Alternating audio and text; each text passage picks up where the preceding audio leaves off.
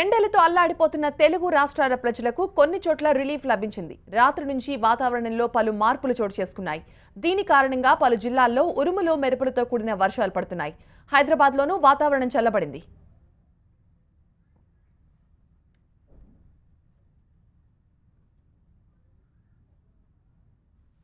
దక్షిణ మధ్యప్రదేశ్ నుంచి మహారాష్ట్ర, కర్ణాటక మీదుగా ఉపరితల ద్రోణి కొనసాగుతోంది. దీని ప్రభావంతో రాయలసీమ, కోస్తా, తెలంగాణ ప్రాంతాల్లో వాతావరణం చల్లబడటంతో పాటు గాలులు కూడా వీస్తున్నాయి. పలు జిల్లాల్లో భారీ వర్షాలు పడుతున్నాయి. రానున్న 24 గంటల్లో పలు చోట్ల గంటకు 30 నుంచి 40 కిలోమీటర్ల వేగంతో ఈదురుగాలులు, వర్షాలు కురుస్తాయని వాతావరణ శాఖ తెలిపింది.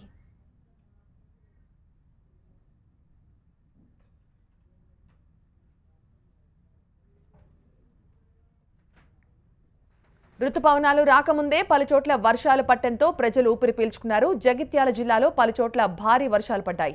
లోతట్టు ప్రాంతాలు జలమయమయ్యాయి.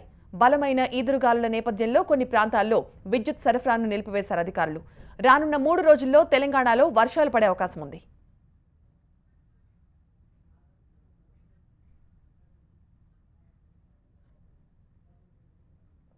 కోస్తాంధ్ర, రాయలసీమలోనూ అక్కడక్కడ ఓ మోస్తారు వర్షాలు పడుతున్నాయి. మరోవైపు ఈ నెల 6న కేరళను తాకనున్నాయి రుతుపవనాలు.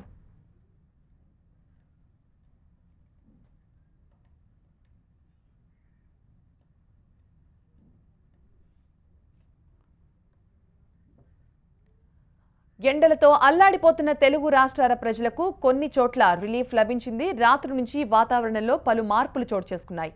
దీని కారణంగానే పలు జిల్లాల్లో ఉరుములు, మెరుపులతో కూడిన వర్షాలు పడుతున్నాయి. హైదరాబాద్లో కూడా వాతావరణం చల్లబడింది. దక్షిణ మధ్యప్రదేశ్ నుంచి మహారాష్ట్ర, కర్ణాటక మీదుగా ఉపరితల ద్రోణి కొనసాగుతోంది.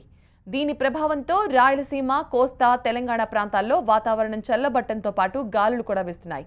పలు జిల్లాల్లో ఇప్పటికే భారీ వర్షాలు పడుతున్నాయి. ఇక రానున్న 24 గంటల్లో పలుచోట్ల గంటకు 30 నుంచి 40 కిలోమీటర్ల వేగంతో ఈదురు గాలులు వీస్తాయని, వర్షాలు కూడా కురుస్తాయని వాతావరణ శాఖ తెలిపింది. రుతుపవనాలు రాకముందే పలుచోట్ల వర్షాలు పట్టడంతో ప్రజలంతా ఊపిరి పీల్చుకున్నారు. జగిత్యాల జిల్లాలో పలుచోట్ల భారీ వర్షాలు పడ్డాయి. లోతట్టు ప్రాంతాలన్నీ జలమయమయ్యాయి. బలమైన ఈదురుగాలుల నేపథ్యంలో కొన్ని ప్రాంతాల్లో విద్యుత్ సరఫరాని నిలిపివేశారు అధికారులు. ఇక రానున్న 2-3 రోజుల్లో తెలంగాణలో వర్షాలు పడే అవకాశం ఉన్నట్టుగా తెలుస్తోంది.